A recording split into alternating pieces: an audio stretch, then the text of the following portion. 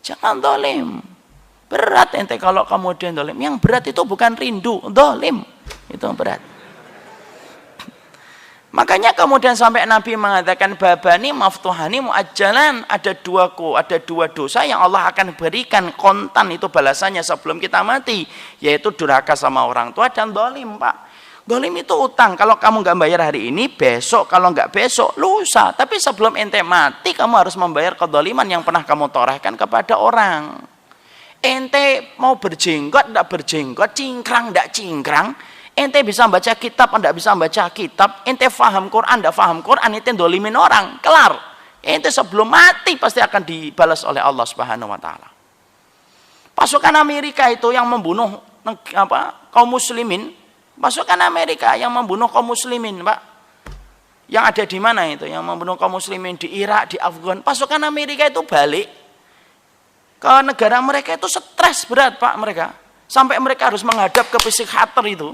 Cuma ditutup aja faktanya sama Amerika itu. Amerika itu kalau menghadapi muslimin itu sekarang sudah stres, Pak, mereka itu.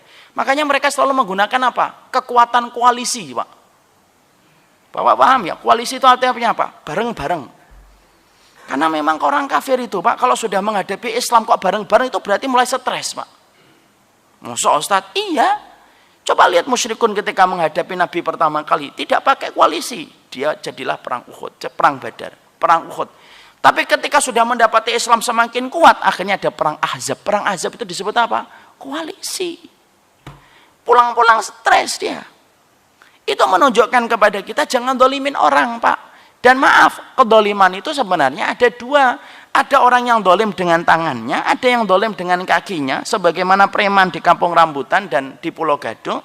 Ada orang yang dolim itu dengan lesannya. Yang lahirnya di masjid, lahirnya di tempat taklim, tapi kemudian dia dolim sama orang lain.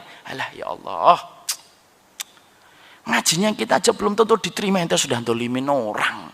Nggak cocok sama Ustadz, ya wajar, tapi tidak usah kamu dolimin orang itu.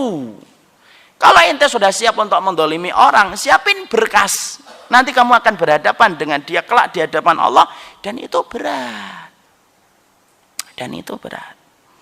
Makanya sampai kita kemudian dikisahkan ada satu sahabat di fitnah, didolimi sama orang tabi'in. Coba, yang memfitnah tabi'in, seorang sahabat. Siapa itu? Sa'ad bin Abi Waqqas. Sa'ad bin Abi Waqqas kemudian seorang sahabat besar yang doanya sering dikabulkan oleh Allah, kan? Saking kemudian mustajabnya doa Sa'ad bin Abi Waqqas, kalau Sa'ad bin Abi Waqqas itu sudah berdoa ngangkat tangan sebelum turun, sudah dikabulkan sama Allah, insyaallah. Kalau kita kan naik turun nggak dikabulkan.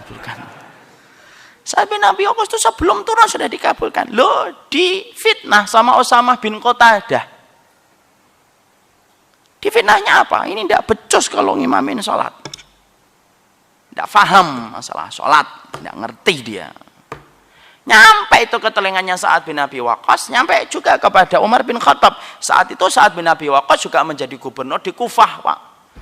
Maka kemudian Sa'ad bin Abi Waqqas kemudian akhirnya mengangkat tangan. Ketika beliau mengangkat tangan, maka kemudian beliau cuma berdoa 3, ya Allah timpakanlah kepada yang memfitnah saya. Kalau dia riya mencari sesuatu selain engkau, ya Allah, ada sesuatu yang dia cari selain engkau, maka timpakanlah dia 3 perkara. 1, miskinkan. Terus 2, jadikan umurnya panjang. 3, kasih fitnah sebelum mati, Pak. Dan 3-tiganya dikabulkan oleh Allah. Ibarat sinetron itu ada suara petirnya, jeder, 3 langsung. 3-tiganya dikabulkan oleh Allah, Pak. Usamah bin Qatadah yang memfitnah Sa'ad bin Abi Waqqas itu, lalu kemudian miskin terus, panjang umurnya, bahkan kemudian ketika sebelum mati, kesukaannya apa? Godain perempuan yang lalu lalang di pinggir jalan. Sampai ditanyakan kepadanya, loh, ente itu sudah tua, alismu itu sudah beruban, masih godain perempuan? Dia berkata, inilah bayaran yang saya harus bayar ketika saya pernah mendolimi Sa'ad bin Abi Waqqas dan doanya dikabulkan oleh Allah. Padahal tabiin, Pak. Hasan bin Sabit itu pernah memfitnah dan mendolimi Aisyah radhiyallahu anha. Padahal Hasan bin Sabit itu beliau seorang sahabat luar biasa. Tapi terpeleset, namanya sahabat. Tetap mereka tidak maksum. Pernah ikut-ikut kemudian memfitnah ibunda Aisyah berzina. Apa yang terjadi? Buta Hasan bin Sabit. Padahal ini penyairnya Nabi. Ketika kemudian disampaikan berita butanya Hasan bin Sabit kepada Aisyah, Aisyah cuma berkata, saya berprasangka itu merupakan bagian dari hukuman yang harus dia balas ketika dulu memfitnah saya. Itu kata Ibunda Aisyah.